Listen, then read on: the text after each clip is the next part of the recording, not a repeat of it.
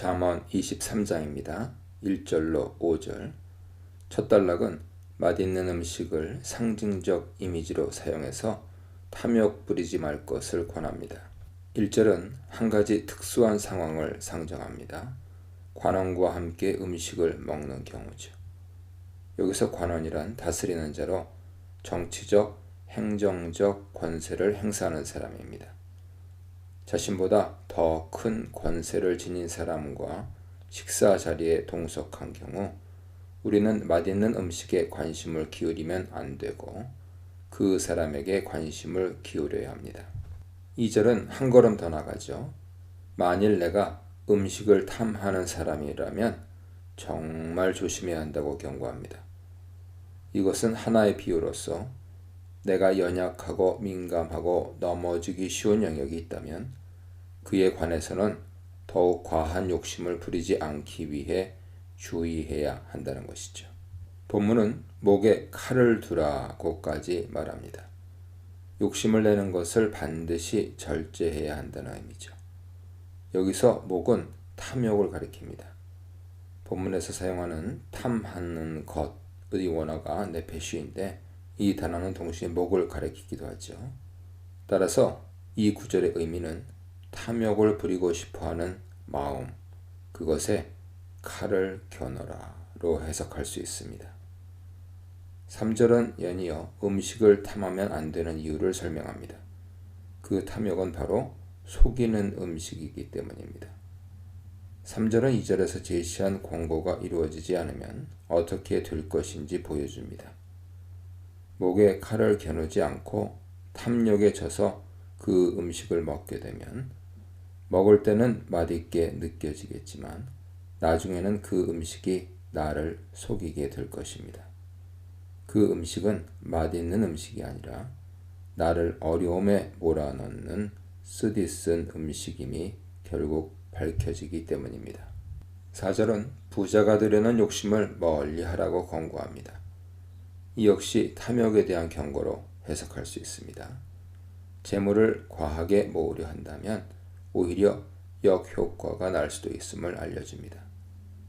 4절 하반절은 우리에게 지혜를 사용해서 욕심을 버려야 한다고 말합니다. 개역개정에 내 사사로운 지혜를 버릴지어다 보다는 내 지혜를 사용하여 욕심을 멈추라 해석하는 것이 더 적절하죠. 5절은 재물에 탐욕을 부리면 안 되는 이유를 설명합니다. 우리가 재물에 눈길을 주는 순간 그 재물은 없어집니다. 재물에 독수리와 같은 날개가 생겨서 하늘로 날아가고 만다는 것입니다. 이것 역시 하나의 비유죠. 우리가 욕심을 내는 순간 그 재물을 갖지 못하게 된다는 것을 비유를 통해 전달하는 것입니다. 재물은 그 자체로서 절대적인 가치를 지니지 못합니다. 바른 관점과 태도로 재물을 대해야 재물을 소유할 수 있고 사용할 수 있습니다. 하나님을 경외하는 신앙적 관점으로 재물을 관리하지 않는다면 재물은 어느 순간 없어지고 말죠. 좀 더 깊이 해석해보면 설사 우리가 재물을 계속 갖고 있게 된다 손 치더라도 과욕에 치우쳐 그 재물을 올바로 사용하지 못하게 될 것이기에 올바른 의미의 재물은 가지지 못하게 될 것입니다. 두 손에 가득한 불의의 재물은 올바른 재물이 아니기 때문이죠. 6절로 8절입니다. 다시금 음식에 대한 욕심으로 되돌아갑니다. 악한 눈을 가진 자의 음식을 먹지 말라고 합니다. 악한 눈이란 인색한 자를 의미합니다. 6절에서 말하는 악한 눈을 가진 자는 1절로 3절에서 말한 관원보다 좀 더 직접적인 비유입니다. 이 사람은 음식을 나눠줄 생각이 처음부터 없는 사람입니다. 그런 사람의 음식은 결코 탐해서는 안 됩니다. 그 이유가 7절에 나옵니다. 그 사람은 겉으로는 음식을 맛있게 드세요 라고 권하는데 그의 속마음은 결코 그렇지 않다는 것이죠. 먹고 마시라는 그의 권유는 유혹이요 어려움으로 가는 지름길입니다. 그의 사람됨은 그가 겉으로 하는 말이 아니라 속으로 하는 생각이 있습니다.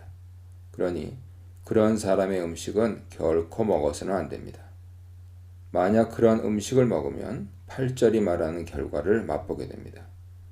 먹은 것을 다시금 토해내야 하게 되고 아름다운 말은 헛된 대로 돌아가게 됩니다. 먹은 것만큼 다시 내놓아야 하므로 그것은 먹은 것이 아니게 됩니다.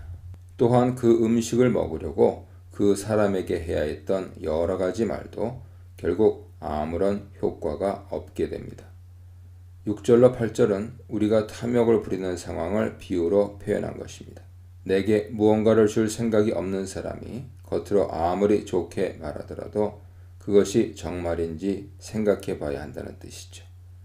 과욕을 부려 무언가를 취하더라도 결국은 아무런 소용이 없게 될 뿐입니다. 9절은 미련한 자의 귀에 말하지 말라는 권고입니다. 미련한 자는 더 이상 교훈을 받지 않습니다. 이는 그가 이미 하나님을 경외하는 지혜를 거절했기 때문입니다. 지혜로운 자는 더 지혜로워지고 미련한 자는 더 미련해지기 마련입니다.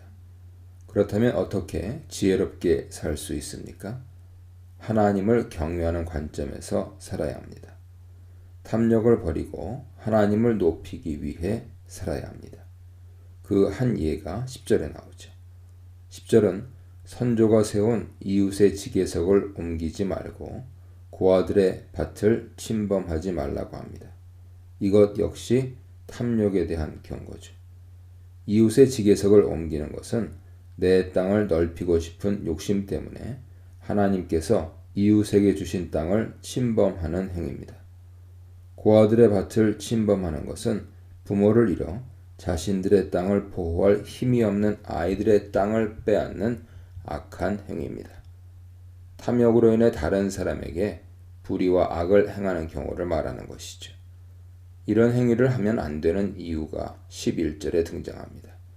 탐욕으로 다른 사람의 것을 빼앗으면 하나님께서 그들의 구속자가 되어 주십니다. 그래서 그들을 위해 변호해 주실 것이고 결국 그들이 빼앗긴 것을 되찾아 주실 것입니다.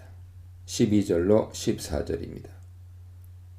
자녀에게 주는 훈계에 대한 말씀입니다.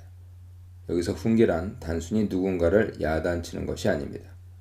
훈계란 어떤 목표를 가지고 누군가를 훈육하는 것을 말하죠. 잘못된 것은 잘못되었다고 말해주고 바르게 지도하는 것입니다. 12절은 잠언 독자들에게 이런 훈계를 마음에 두어야 한다고 가르칩니다. 그런 후 13절에서는 이 훈계를 자녀들에게도 전달해 주어야 한다고 말합니다. 잠언을 통해 배운 교훈을 자신에게 엄격하게 적용해야 하며 그것을 또한 자녀들에게도 가르치라는 것이죠. 자녀를 훈계할 때 채찍으로 때려도 그가 죽지 않을 것이라고 말합니다. 여기서 채찍은 비유적인 의미로 해석하는 것이 좋습니다. 실제로 사랑의 매도 때에 따라서는 필요할 수 있을 것입니다. 앞서 22장 6절에 언급한 것처럼 여기서 아이로 번역된 단어는 나르로서 젊고 건강한 청년까지 포함하는 의미 범주를 지녔습니다. 건강한 청년을 채찍으로 내려친다는 것은 비유적인 표현이죠.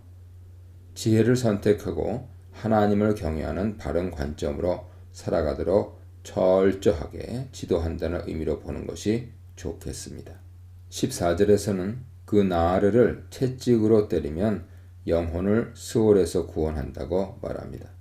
스올은 음녀의 집이죠. 따라서 훈계는 나르를 음녀의 집으로부터 구원하는 것입니다. 12절로 14절은 잠언 독자에게 먼저 자신을 지혜의 말씀으로 채찍질하고 그 후 자신이 가르치고 인도해야 할 사람들에게 지혜의 길로 가도록 엄중히 권하라고 말하고 있는 것입니다. 음식 욕심, 재물 욕심, 자식 훈계에 대해 묵상해 보시기 바랍니다.